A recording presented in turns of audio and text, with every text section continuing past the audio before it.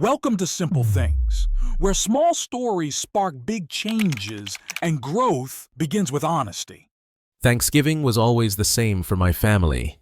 A full table, dry turkey, laughter in between bites. The kind of tradition that feels comforting on the outside, but leaves you oddly empty when you drive home. That year, I came home for dinner like I always did. I brought wine, like I always do. I smiled.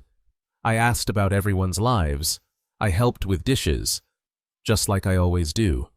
At some point, between the mashed potatoes and the second round of pie, my mom looked over at me and said something that landed in my chest like a cold stone. She said, "Well, Sarah's always been the easy one. She never complains. We never have to worry about her." Everyone nodded, like it was some known fact. My sister laughed and said, "Yeah, she's the calm one. I wish I had her peace." I smiled. Of course I did. I didn't say anything. I let the conversation move on. But inside, I froze. It hit me how long I'd been playing that role, the one who doesn't cause trouble, who doesn't need help, who never breaks down, the one who holds it all together so no one else has to. And in that moment, surrounded by people who love me, I felt completely alone. That night, I couldn't sleep. I kept replaying that sentence. She never complains. We never have to worry about her. It was meant to be a compliment. I know that. But all I could think was, they don't know me. Not really. They know the version of me I show them. The polished one. The one who asks about everyone else's lives, but never talks about her own. The one who smiles through discomfort, who nods even when she wants to scream. And the truth is, I'm tired of playing that part. This is the story of the moment I realized my family didn't actually know me and the unraveling that followed. Because I think a lot of us are carrying around a version of ourselves that we created just to survive. Just to be liked, just to keep the peace. But what happens when the performance starts to suffocate you? What happens when the people you love most have no idea who you really are? I was never the loud one in my family, not the rebel, not the dramatic one. I was the quiet middle child who made good grades, followed the rules, and figured things out on her own. By the time I turned 30, people had this idea of who I was: calm, capable, independent. Sarah's always been strong. They'd say, she doesn't need much. And the truth is, I let them believe that, because part of me wanted it to be true. I liked being the dependable one, the easy one. I liked that my friends came to me when their lives were falling apart, that my boss could trust me to stay late without asking, that my family could count on me to listen, even when no one asked how I was really doing. But somewhere along the way, I started to lose track of where that version of me ended and where the real me began. I had routines. I paid my bills. I answered messages. I made sure everyone thought I was okay. But deep down, I was exhausted. Not just tired, emotionally worn out from holding so much in for so long. There were mornings I woke up with a tightness in my chest and I couldn't explain why. Days where I laughed in meetings but felt hollow inside. Nights where I scrolled through my phone, not because I wanted to talk to anyone, but because the silence scared me more. I wasn't in crisis. Nothing was falling apart. On paper, I was fine. But inside, I felt invisible. I started noticing how often people talked at me instead of to me. How rarely I got asked, "How are you?" Like, really? And how quickly conversations turned back to other people the moment I hesitated, or said I was tired, or that I wasn't sleeping well. It wasn't anyone's fault. I'd trained them to see me as stable, emotionally low maintenance, the one who doesn't need checking in on. But just because someone carries it well, doesn't mean it isn't heavy. I think I spent so many years making sure no one worried about me, that I forgot what it felt like to be cared for without having to be in crisis to earn it. And I didn't know how to ask for it. Because what would I even say? I'm tired of pretending I'm okay. I want someone to notice me, without me having to fall apart first. That felt selfish, dramatic, unnecessary. So I kept showing up, smiling, laughing, helping, until the cracks got too loud to ignore. It started small. I would lie in bed, wide awake at 2 a.m., staring at the ceiling, unable to explain the heaviness in my chest. I blamed it on caffeine, on screen time, on overthinking. Then came the mornings I didn't want to get out of bed, not because I was tired, but because I didn't see the point. Everything felt dull. I wasn't sad, exactly. I was just empty. At work, I was still performing.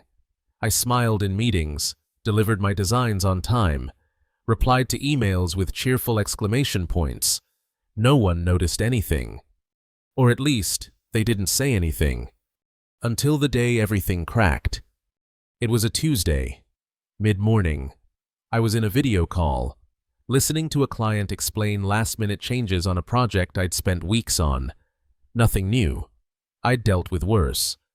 But something about the way he said, "This shouldn't be a problem for someone like you, Sarah," hit me in a place I didn't know was raw. I felt my throat tighten, my hands started shaking. And then, in the middle of the call, I froze. Completely. I couldn't respond. I couldn't move. I just stared at the screen while my heart raced, like I was being chased and couldn't run. I ended the call abruptly, said I had a tech issue, and sat there shaking, crying, unable to breathe properly. It was a panic attack. My first real one. And the worst part wasn't the panic.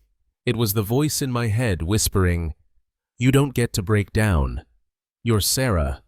You're the strong one."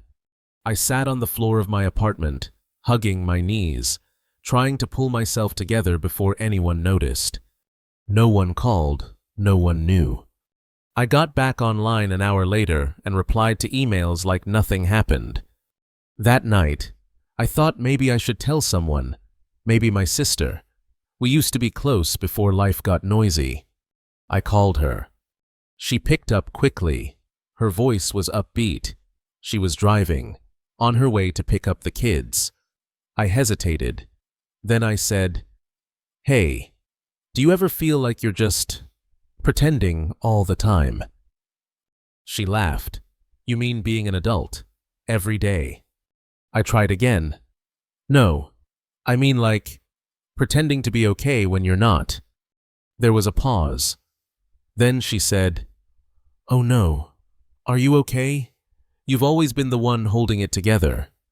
And then she added something that stuck in my mind for days. "You're the strong one in this family, Sarah.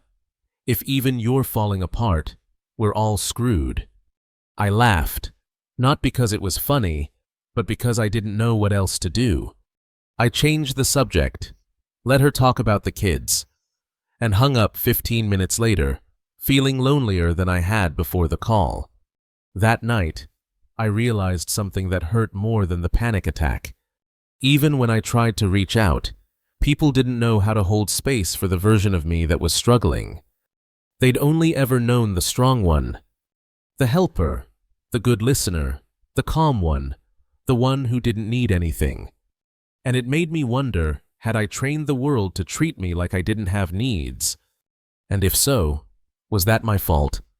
I didn't want to resent the people I loved, but I started to feel like I was disappearing in front of them, and they didn't even notice. After that phone call with my sister, I didn't reach out to anyone for a while. I wasn't angry, just tired. There's a kind of exhaustion that comes from being misunderstood over and over again, from trying to explain a pain that doesn't have a clear shape, one that sounds too dramatic when said out loud, but quietly eats away at you from the inside. So I started writing. Not for anyone else, just for me. I opened an old notebook and wrote at the top of the page, "If I disappeared tomorrow, what would they remember about me?" The answers that came scared me. They'd remember I was helpful, that I was responsible, that I always smiled and stayed calm, that I never asked for anything. But would they remember who I was? Would they know my favorite songs? The nights I cried on the kitchen floor because I didn't know why I felt so alone. The moments I thought about packing up and leaving the city, not because I had a plan, but because I wanted to know if anyone would notice I was gone. I wrote pages and pages, things I'd never said out loud. Memories I didn't even know were still inside me, like the time I was 14 and overheard my parents say, "At least we don't have to worry about Sarah." I'd felt proud, useful, like I was doing something right. But I also remembered sitting in the dark that same night, crying into my pillow, not really knowing why. I had made myself small to be easier to love. And it worked. But it came at a cost. Eventually, I printed a few of those pages and mailed them to my mom and my sister. I didn't give context, just wrote on the first page, "This is still me. I just never showed you this part." For days, I heard nothing. And then one evening, my phone rang. It was my mom. When I answered, she didn't start with, "How are you?" or "What's going on?" Instead, she said, in a voice that sounded like it had been crying, "I had no idea. I thought I knew you." She didn't try to explain it away. She didn't defend herself. She just sat there on the line with me and let the silence be what it was. Then she said, "Tell me. Everything. I want to understand you." That was the first time in my entire adult life that I felt seen, not for what I do, or what I give, or how strong I can be, but for what I carry, quietly, alone. A few days later, my sister texted me a voice note. She apologized. She said she had always leaned on me so much. She forgot I might need someone too, that she didn't know how to hold space for me because she thought I didn't need it. And to be fair, I'd spent years making sure they thought exactly that. But now, something was different. I wasn't hiding anymore. For the first time in my life, I allowed myself to be seen in my mess, in my softness, in my not okayness. And nothing bad happened. No one walked away. They didn't fully understand it yet, but they were trying. And that effort, that small shift, was enough to breathe again. Things didn't magically change overnight. My family didn't suddenly become emotionally fluent. My sister didn't start calling every week to check in. My mom still hesitates when the conversation gets too deep. But something shifted. A door opened. And it hasn't closed since. I started being honest not with everyone, but with the people who mattered. When someone asked how I was doing, I stopped automatically saying, "I'm fine." Sometimes I'd say, "It's been a hard week," or "I'm feeling off today," just a little bit of truth at a time. At first, it felt awkward, like I was breaking some unspoken rule, but then something surprising happened. People didn't pull away. They leaned in, and some even opened up in return, saying things like, "I feel that too," or "I thought I was the only one." It made me realize just how many of us are walking around, perfectly composed on the outside, while carrying so much noise inside. We think we're the only ones feeling lost, or tired, or invisible, but we're not. We just don't talk about it. And maybe that's the problem. Maybe the strongest thing we can do isn't holding it all together. It's letting ourselves be seen in the places we usually hide. That, to me, is the real kind of strength. Not being the one who never needs help, but being the one who's brave enough to say, "I need it too." So if you've ever felt like you're only loved for being useful, if you've ever wondered whether anyone really sees you beyond what you give, I want you to know this: you're not alone. You don't have to shatter to be worthy of attention. You don't have to break down to deserve care. You can start small. You can say, "Actually, I'm struggling." You can let someone in not because you're falling apart, but because you're done pretending you're not. And maybe, just maybe, that's where the real connection begins. If you've listened this far, thank you. Maybe something in this story sounded familiar. Maybe not the exact details. Maybe you didn't grow up like me. Maybe you weren't the easy one in your family. But maybe you felt what I felt. That strange kind of loneliness that happens when you're surrounded by people but still feel unseen. That ache that says, I wish someone would notice, without me having to fall apart to be noticed. If that's you, I want you to know you're not the only one. I used to think my silence was strength, that if I didn't need anything, I was doing life right. But I've learned that we're not meant to do it all alone. We don't have to be falling apart to be worthy of love. And you don't have to have all the words. You don't have to make it a big moment. You can start small. With a sentence, a journal page, a quiet me too in the right conversation. That's how things begin to shift. So if this story meant something to you, share it with someone, not to prove a point, just to open a door. Maybe someone else is waiting for a reason to speak up too. And if you feel comfortable, leave a comment. Tell me or tell the space about a time you felt unseen, or what it's been like to be the strong one. You never know who might be reading it and think, finally, someone gets it. And if you'd like to hear more stories like this, you can subscribe, not because numbers matter, but because maybe, in a world this noisy, we could all use a few more quiet, honest voices. Take care of yourself, and if you've been pretending for a long time, maybe tonight's a good night to stop.